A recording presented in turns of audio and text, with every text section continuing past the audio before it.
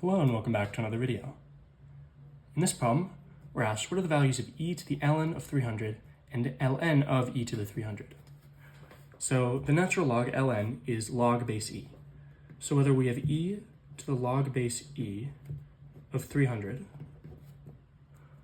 or log base e of e to the 300, if we're taking the log of an exponent where the base of the log and the base of the exponent are the same, it's just equal to what's inside, right? The exponent, 300.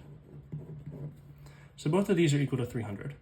And 58b asks us to use our calculator to evaluate these two terms. What do you notice, and can you explain why the calculator has trouble?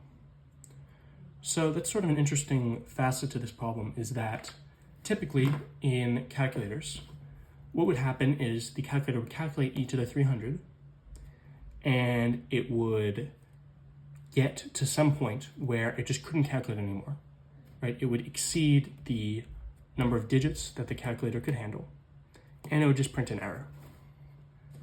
But today, if you look at different calculators, I have the Google calculator up right here. This is another calculator right there. These calculators are able to calculate the value of this